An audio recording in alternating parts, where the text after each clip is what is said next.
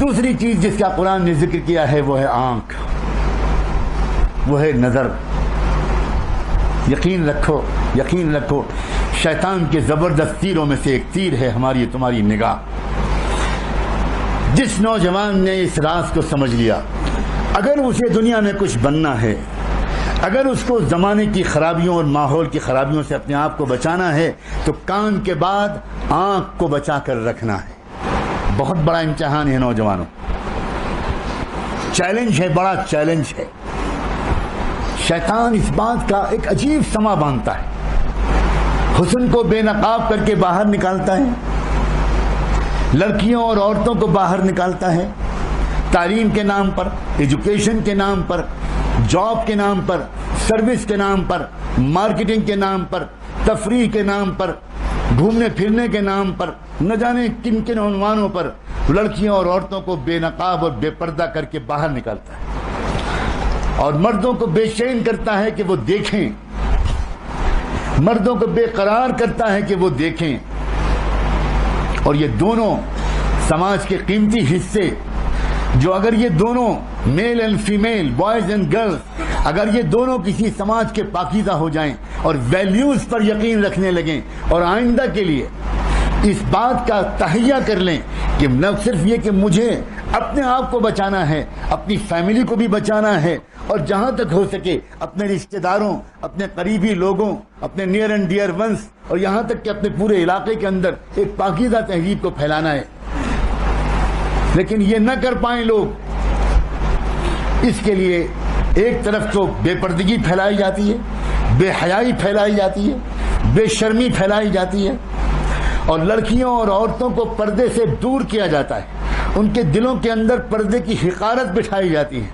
ان کی سمجھ میں یہ آتا ہے کہ پردہ ترقی کے راستے میں رکاوٹ ہے، ان کی سمجھ میں یہ آتا ہے کہ بے پردگی روشن خیالی کی علامت ہے، ان کی سمجھ میں یہ آتا ہے کہ بے پردگی دراصل ماڈرنزم کی علامت ہے۔ انا للہ و انا الیہ راجعون۔ میں اپنے ان عزیز نوجوانوں کے سامنے بوجھل قسم کی دینی تقریر نہیں کرنا چاہتا، میں ان سے ان کی زبان میں بات کرنا چاہتا ہوں۔ مجھے کوئی یہ بتائے، کوئی ایک نام دے دے کہ جس عورت نے، جس لڑکی نے اپنے آپ کو بے نقاب اور بے پردہ کیا ہو، اور جس نے اپنے حسن کو پبلکلی ڈیمانسٹریٹ کیا ہو، اور جس نے خود اپنے حسن کے ذریعے سے سماج کے کرمنلز کو انوائٹ کیا ہو، کسی ایک عورت کا ایسا نام دے دو، اس سے انسانیت کو کبھی بھی کوئی اچھا سبق ملا ہے؟ اس کی پیٹ سے جو بچے پیدا ہوئے ہیں، کیا ان بچوں نے انسانیت کو کوئی خدمت کی ہے؟ کیا اس کے گھروں کے اندر سے کوئی ایسا امام وقت کا رہبر ملا ہے، کوئی وقت مجدد ملا ہے، کوئی زمانے کی باطل طاقتوں کی کلائی موڑ دینے والا کوئی بہادر سپوت ایسی کسی ماں کے پیٹ سے پیدا ہوا ہے؟ اپنے مقام کو پہچانو۔ کیا ہو گیا ہماری بچیوں کو؟ کیا ہو گیا ہمارے نوجوانوں کو؟ تم دکھاتی ہو اور نوجوان لڑکے دیکھتے ہیں۔ دکھانے والے دکھانے سے توبہ کریں اور دیکھنے والے دیکھنے کی عادت چھوڑیں۔ جب سماج پاک بن پائے گا، جب سماج پاک بن پائے گا، معاشرہ پاک نہیں بن سکتا اس مغربی تہذیب کے جیتے جی جو ہمارے گھروں میں گھس گئی ہے۔ اللہ کرے اللہ کرے اللہ کرے میرے عزیز نوجوانوں کو تمہارے پیشانیوں سے ایمان کا نور جھلکتا، تمہارے اندر جذبات نظر آتے ہیں کہ تم چاہتے ہو کہ نیک بنو، تم چاہتے ہو کہ تم کسی طرح ان برائیوں سے اپنے آپ کو بچاؤ،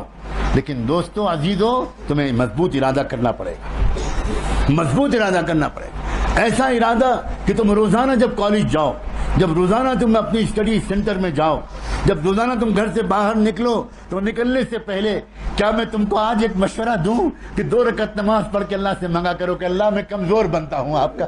اللہ میں آپ کا کمزور بنتا ہوں، باہر شیطان کے جال پڑے ہوئے ہیں، اب باہر بہت مصیبت ہے، اللہ میں کیسے اپنی نظر کو بچاؤں؟ اگر نہیں پڑھتا تو مشکل اور کالج جاتا ہوں تو مشکل، میرے اللہ تو مجھے بچا لے۔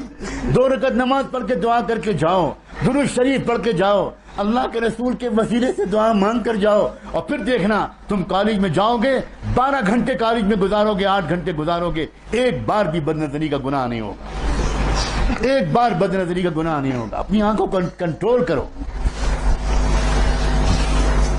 دونوں کی ذمہ داری ہے میں دین لوں گا، میں دین لوں گا، نہ لوں گا میں دین ہارے دنیا.